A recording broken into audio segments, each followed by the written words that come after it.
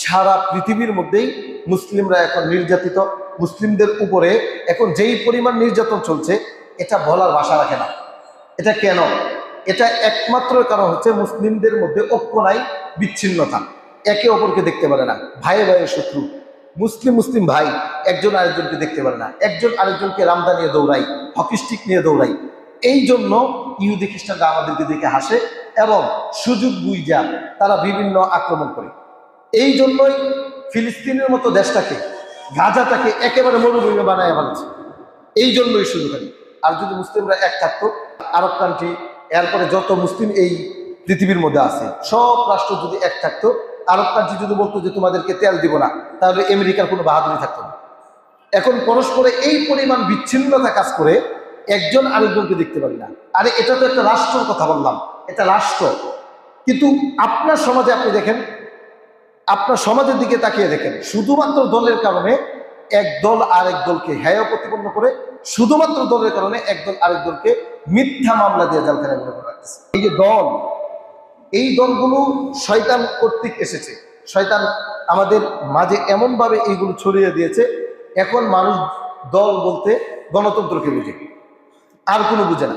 কিন্তু খেলাফত যে একটা দল, আল্লাহ রাসূল সাল্লাল্লাহু আলাইহি ওয়াসাল্লাম যেইভাবে শাসন ব্যবস্থা করেছেন, ইসলামিক খেলাফত, এটা মামুনুল হক সাহেবের খেলাফত বুঝেন না।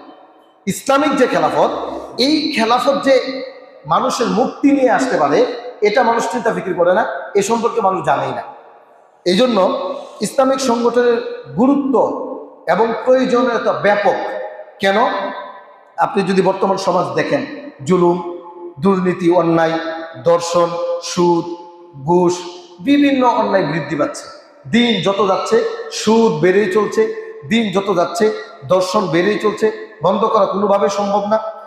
যত ধরনের জুলুম আপনি দেখতে পাচ্ছেন, এটার একমাত্র কারণ হচ্ছে ইসলামিক খেলাফত না থাকার কারণে।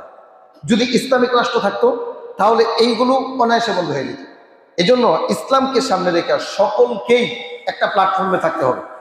এটার জন্য আল্লাহ নবী সাল্লাল্লাহু আলাইহি সাল্লামের নবুয়তের আগের একটা সংগঠনের কথা আপনাদেরকে বলি, যে সংগঠনের নাম ছিল হিলফুল ফুজুল। এটা আমি একদিন বলেওছিলাম। হিলফুল ফুজুল একটা গুরুত্বপূর্ণ একটা সংগঠন। এ সম্পর্কে একটা হাদিস শুনি। তলহা ইবনে আব্দুল্লাহ ইবনে আউফ তিনি বর্ণনা করেন, রাসূলুল্লাহ সাল্লাল্লাহু আলাইহি ওয়াসাল্লাম বলছেন, লাকাদ শাহিদতু ফি দারি আব্দুল্লাহ ইবনে জুদআন হিলফান।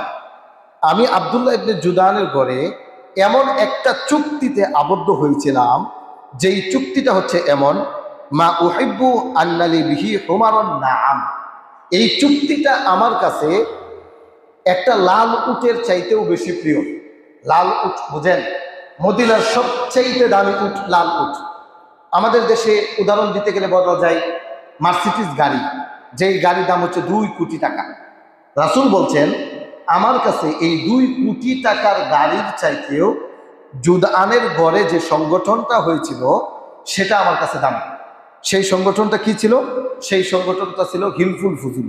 রাসূল বলছেন, ওয়ালাউ উদআ বিহি ফিল ইসলামি লা আজাবতু। ইসলাম আসার পরেও যদি এমন কোনো সংগঠন কেউ করে, আমাকে যদি আহ্বান করে যে নবী আপনি সেই সংগঠনে থাকেন, অংশগ্রহণ করেন, তাহলে আমি সেই সংগঠনে অংশগ্রহণ করব, আমি দ্বিমত পোষণ করব না। তাহলে এই হাদিস প্রমাণ করে মুস্তাদে আহমদের 1655, বাইহাকি ফি সুনানুল কুবরা 13161 নম্বর হাদিস। এই হাদিস প্রমাণ করে যদি বৈধ সংগঠন হয়, যেই সংগঠন কুরআন সুন্নাহ ভিত্তিক, তাহলে এই সংগঠন প্রশংসনীয় এবং এই সংগঠন করা মুসলিমদের জন্য নৈতিক দায়িত্ব। নিজেদেরকে রক্ষা করা, নিজেদেরকে জুলুম থেকে বাঁচানো, এটা মুসলমানদের উপরে জরুরি।